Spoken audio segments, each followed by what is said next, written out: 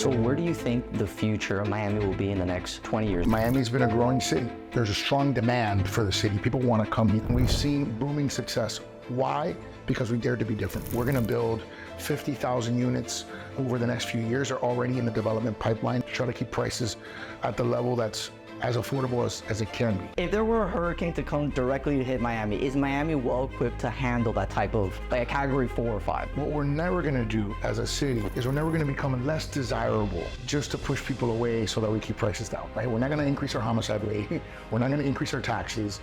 We're not going to create less prosperity so that we create less competition. Like, that's not who we are. You don't envy the money, you envy the freedom that they have. So that's the kind of city we want to create. So today I have a very special guest, Francis Xavier Suarez. He is the 43rd mayor of the city of Miami. He's actually one of the first Miami-born mayors in this position. So out of the 120-year history, he's the first one to actually grown up, lived in Miami, and became a mayor and part of the 305. And I'm honored and excited to have him on here because he's been instrumental to the growth of Miami. He was one of the many spearheading the Forever Bond, a $400 million bond here initiated in the city of Miami to fight climate change and so many other things here. But it's an honor to have you on here, sir. It's great to be with you. Thank you so much. You just got through the hardest part, which is setting up the program. I do a lot of podcasts, as you know, and it's getting through the names and all the facts at the beginning. It's terrible. It's terrible. You did a great job. Thank you. No problem. So a lot of my audience, they have a lot of questions around real estate and what's going on because there's been a lot of growth. Since you've been in this administration, we've seen such a rapid increase of the population, new industries coming here. What do you think are some of the factors that we're seeing here in Miami's growth, and is it going to continue going in the foreseeable future? In modern history, right, sort of since I've been around, I'm going into year 16. And but for 1 year where you had this massive explosion of the real estate market globally, Miami has grown. Miami's been a growing city. We have the ability to grow physically, right? We grow mostly vertically. And we grow in terms of the value, right? There's a strong demand for the city. People want to come here. And I think it's a product of a lot of things. But I think one is we try to focus on 3 things. I say, try to keep it simple. We try to keep taxes low. I lowered taxes to the lowest level. And I shouldn't say I, because I did it with my commissioners, our council, lowered taxes to the lowest level in history. Our millage rate has never been lower than it is today. Secondly, we keep people safe. So last year we had the lowest per capita homicide rate in the history of the city, like you said, since we actually started recording it. I'm sure in 1897 there may have been less homicides, but we didn't start recording homicides until about the 1940s. So since the 1940s to today, we've never had a lower per capita rate. This year, we're in 2024, we are on the cusp of breaking last year's record-breaking number. So we keep people safe. And the third thing that we do is we lean into innovation. We want to create the most dynamic and innovative economic ecosystem to give people the best chance to be prosperous, right? We know that government is not the arbiter of success. Government doesn't mandate success. Those are governments that, our parents fled from those countries. And so those systems don't work. They never have worked and they never will work. That doesn't mean that government doesn't have a role to play in prosperity. We have a role to play in terms of our infrastructure, like you said, on the resiliency side. We have a role to play in terms of transportation. But I also think we have a role to play in terms of creating the conditions where people can be successful. That's one of the things I focused on a lot, particularly in the last few years. And we've seen booming success. Why? Because we dared to be different. You had cities like New York kicking out Amazon after they won the HQ2 prize. You had places like California, kicking out Elon Musk. You had places like Chicago being hostile to someone who's coming into our ecosystem, Ken Griffin. And so we just took the opposite position. We're a scrappy city with, people that were exiled many of which were exiled from their country of birth. We work hard. We love our city. We love our country. And we think if you work hard, a lot of good things are going to happen, right? And I think that's the basis of sort of the American capitalistic system, which we embrace. And I agree with you 100%. I mean, the growth that's been happening in the city is crazy. You have Ken Griffin, these hedge funds, private equity firms. And the biggest thing that a lot of people are thinking about is, okay, Miami's entering to a new chapter in its history, into its future. How are we going to retool our residents for the wave that's already hit us already and that's going to continue? I love that question because I think it's the right question. people talk about how expensive Miami is becoming, and there's no doubt that it is. And that's a function of, like I said, supply and demand. People want to be here. There is demand for Miami. And we're growing on the supply side, right? We're going to build 50,000 units over the next few years. Are already in the development pipeline. I mean, permits that are being issued every single day. So we're going to continue to build to try to keep prices at the level that's as affordable as it can be. What we're never going to do as a city is we're never going to become less desirable, right? Just to push people away so that we keep prices down, right? We're not going to increase our homicide rate. We're not going to increase our taxes. You know, we're not going to create less prosperity so that we create less competition, right? That's not who we are. We're a city that embraces competition. You know, we never shy away from a challenge. And I think you hit the nail on the head, which is we're living in a disruptive time in the world that is going to only become more disruptive with artificial intelligence, you know, with a variety of technologies that are coming online, and challenge every single citizen of the country, of the world, to level up, right? And how do we do it in the city? We've done it in a variety of different ways, mostly by funding education. We don't run the education system, but we've created, and this never happened in the history of the city, 2 scholarships that the city funds with the private sector. One of them is if you're first in your family to go to college and you're a Pell Grant recipient, we pay for the balance. The other one was if you're a Pell Grant recipient and you want to get a STEM degree, understanding that science, technology, math, right? These are the sort of the degrees of the future, engineering, right? We pay for it. So we did that. Then we did a collaboration with a charter school to create a technology charter school in Miami, the Miami Innovation Academy, MIA, right? And so we're doing that at the high school level. We're funding accelerators like Brain Station, which help people upskill, right, and learn the skills to be proficient in a technological environment and economy. And a lot of people start that program making 40,000 and end making 70, 80,000. So that's something we do for adults. So we run the gamut from, you know, high school to college, all the way through to adulthood, in giving people opportunities, leveraging our dollars to make them more prosperous.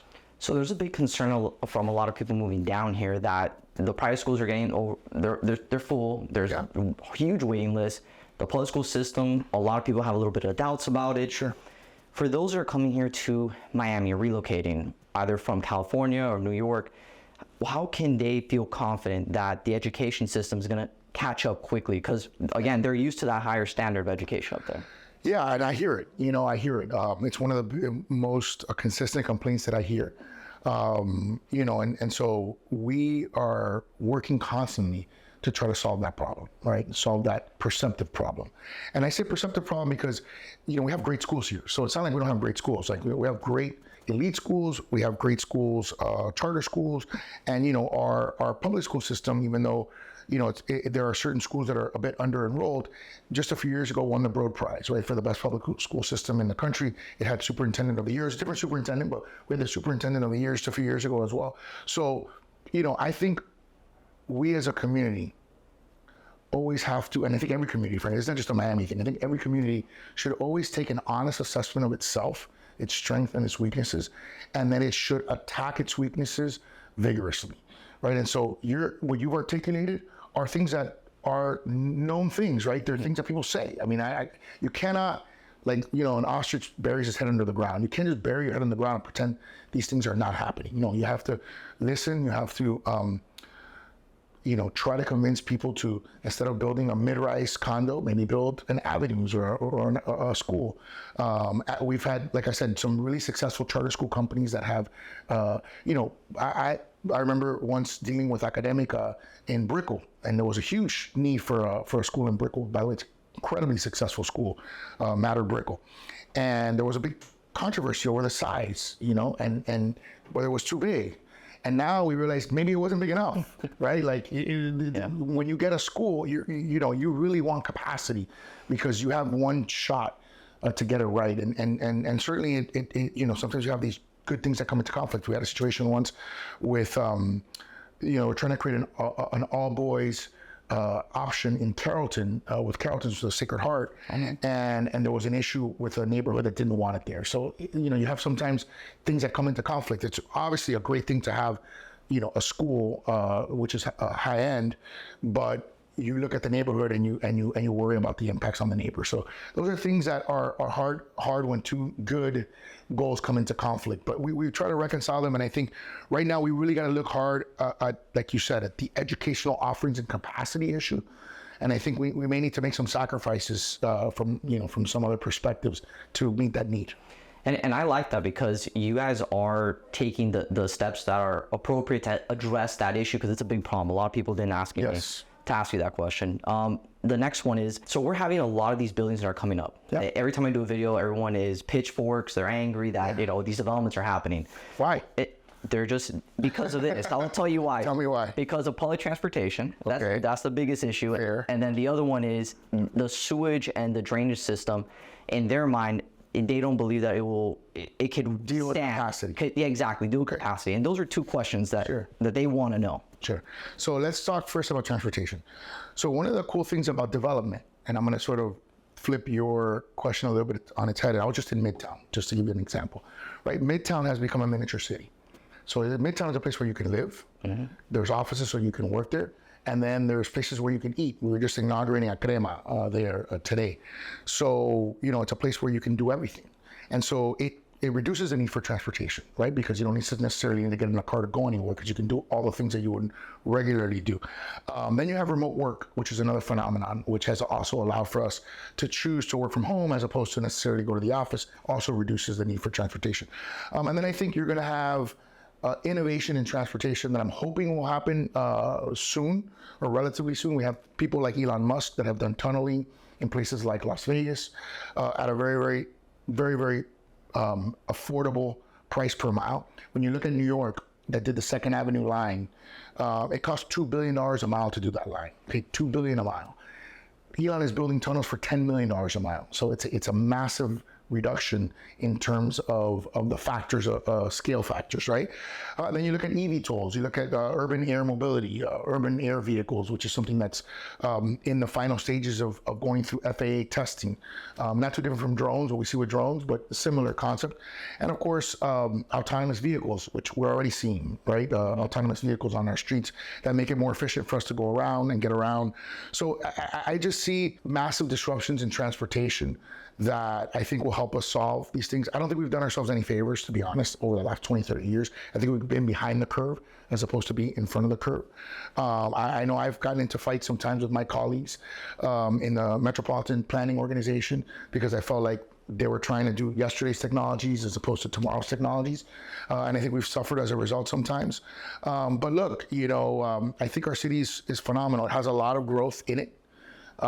We have, I think, 185,000 dwelling units right now, which is not a lot when you consider, the density of Manhattan, for example, which is 8 million people. And we have the ability to grow up to about 1.5 million. So it's a 10x growth multiple.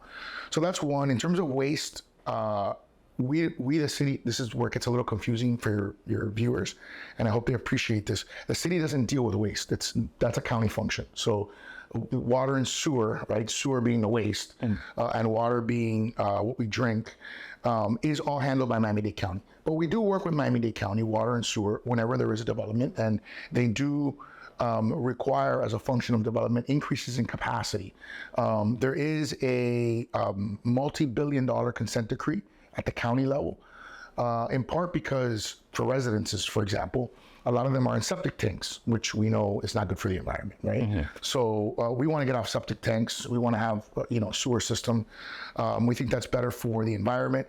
And then also we want to make sure that as we develop, like you said, it's being done with a comprehensive vision, right? So that it can maintain capacity. So what about affordable housing? So all these developments are coming up. A lot of residents are feeling, hey, this is becoming a renter society. Yeah. What's the affordability look like? How's the administration tackling, or the city as a whole? Yeah, so I think there's a few things, right? One is what's the most that we can do about it, right? And you talked about Miami Forever. So Miami Forever has $100 million of the $400 million set aside for affordable housing.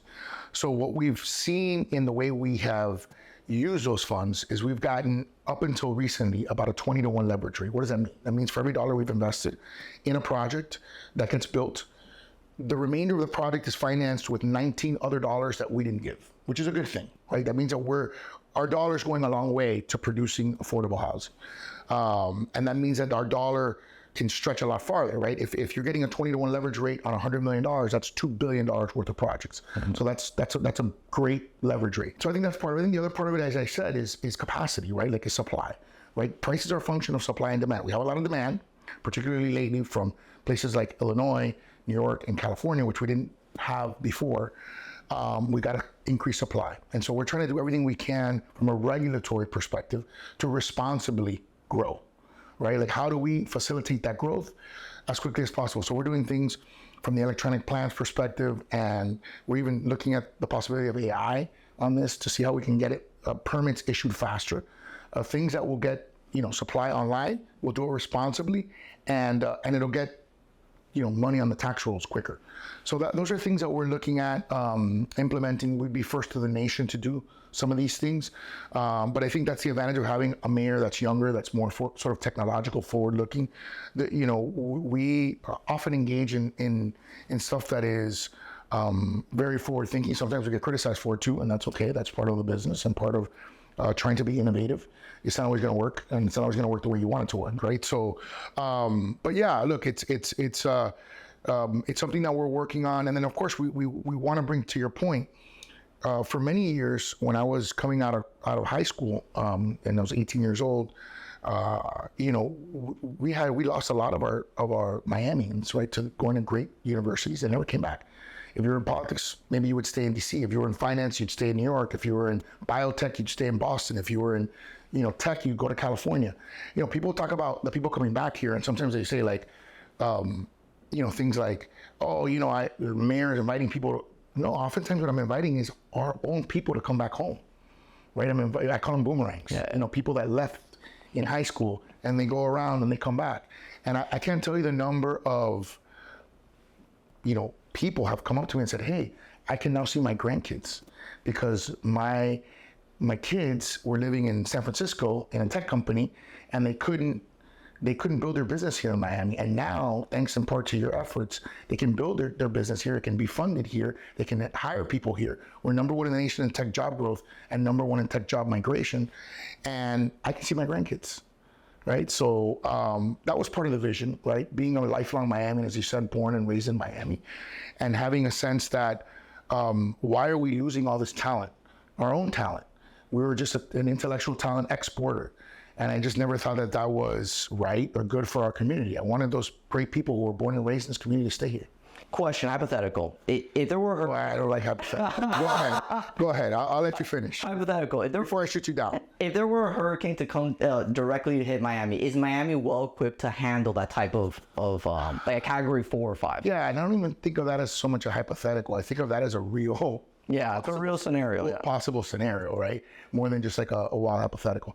So, and I don't want to be too long-winded in this answer, but the answer is yes, but, right? So the yes is, since 1992, when Hurricane Andrew came, we have systematically upgraded and changed our codes. Even in this building that we're in right now, which is a historical building, the City Hall, Miami City Hall, all the windows are impact windows, right? So we can withstand a Category 5 wind event. The second part is water, right? And water manifests itself mainly in two forms.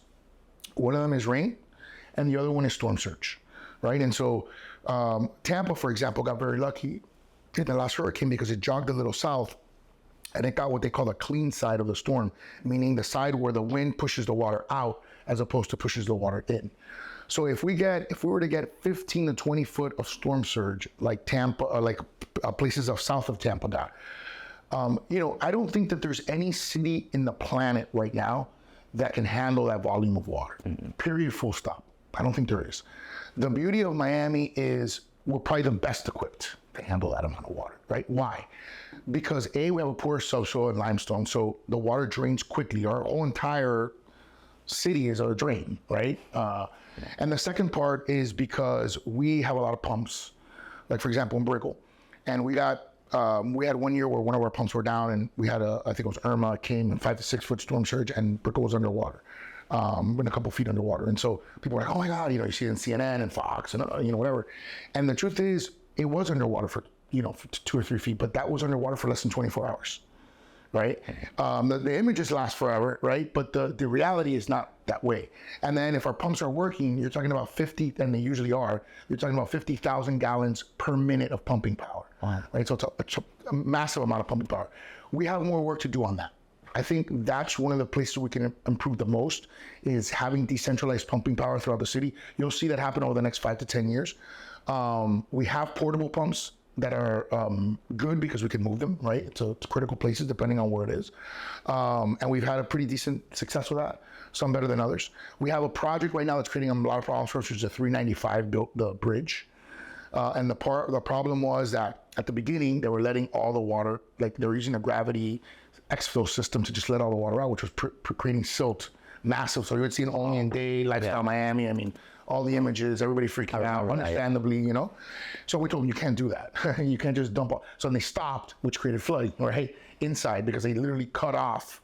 So, you know, we're not the one doing the project. FDOT's doing that project, and, you know, hopefully over time they can develop something where they can let the gravity exfiltration happen while not dirtying the bay, right? Like while keeping some sort of filtration system. So I think they're working on it.